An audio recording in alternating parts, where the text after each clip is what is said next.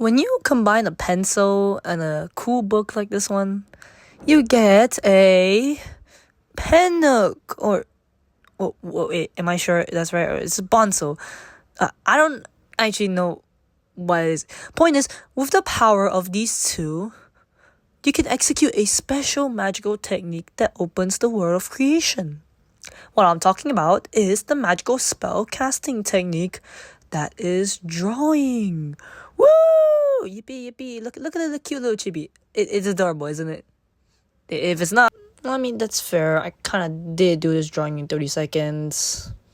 But that's besides the point. Let me bring you down a trip down memory lane, shall we? You don't want? Well, you don't get a say in this. Follow me. So, in terms of my artist origins, it would be starting from this book. This was my first so-called art sketchbook thingy I had back when I was 10. It dates all the way back to 2021, I think. I mean, wait, I actually have the credentials right here. Don't ask why there's math inside. And it was a breath of fresh air from the miserable COVID period, so it was quite a nice change of pace from my unregistered gaming addiction.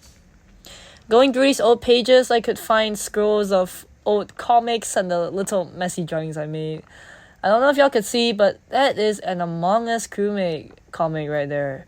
Whoa, did somebody say Among... Moving on, when I went up to P6, I decided to make something bigger.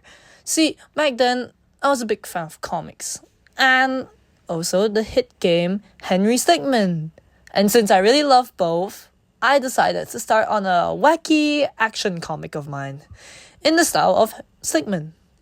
It actually got quite far, with 89 pages done out of the 125 I thought I would draw. You see this fat stack? That was the fruit of my labor. Looking back at it, I feel kind of surprised at how poorly written the plot was, but also how dedicated I was to drawing this. Sadly, I wasn't able to finish this. I left it off at the story's final arcs, as I had to move over to Singapore and start secondary school life. But don't worry, I do have plans to revitalize it, maybe sometime in the future. Going forward, I only continue art at the end of Psych 1. I remember it was on this one particular day during December. I had shared my OC, which stands for Original Character, concept to my friend, and she asked me, do you have any ideas on how she would look like? I said yes, but I did not have any experience in the character design, even though I had made an OC and everything. So I scrambled just to try and draw a simple face and put it as that. She said it looked nice, even though it was so bad looking back at it. But the most important thing was this lit a flame inside of me. It inspired me to really try drawing, like, more professionally. It was around this time where I really started to practice art, to really learn all its intricacies and complexities in bringing life to lines on paper. Therefore, I started to search around for art tutorials and YouTubers. Notably, the names I found were Chongmong Drawing and Draw Like a Sir.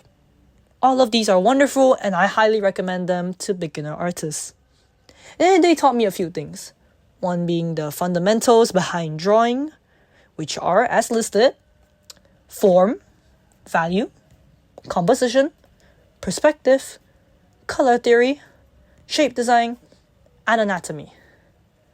For me, I was focusing more on form, anatomy, and basic perspective first. I feel that form is the most important, as it transforms the drawing from 2D to 3D, all by shifting some lines to sell the illusion of depth. Understandably, I practice a lot in creating form, as well as anatomy alongside it. Back then, when whenever I'm indulging in my comics, I always fixated on how they could draw characters and give them life and emotions in the form of subtle body language drawn out by pencils.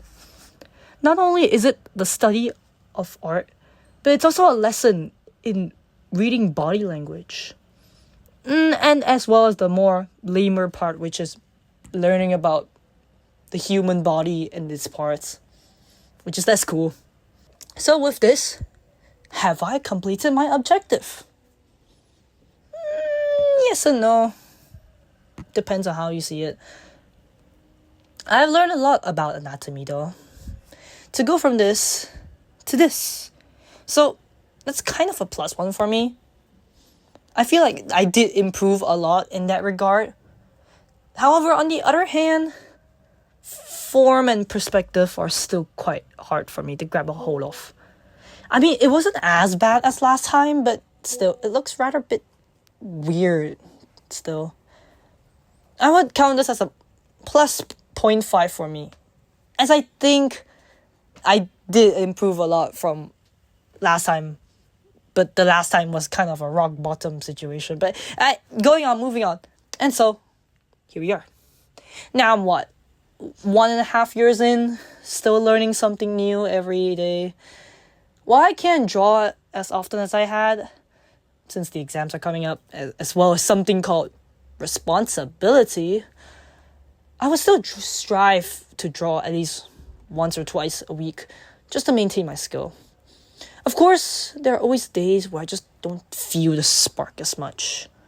But I still keep on pushing, because I remembered that flame I once had that kept on pushing back then, no matter what. Drawing has become one of the biggest things in my life. It's become a sort of identity of mine. Whether I am fitted or not for the title of artist, that's a different story. But I'm sure the old me would have been amazed with what I could do. Even upon completing this goal, I'm still learning new ways to improve my art and bring it to the next level. No way am I close to mastering it, but that's the beauty of it. I'm staying for the ride, not the destination. Thank you, and have a nice day ahead.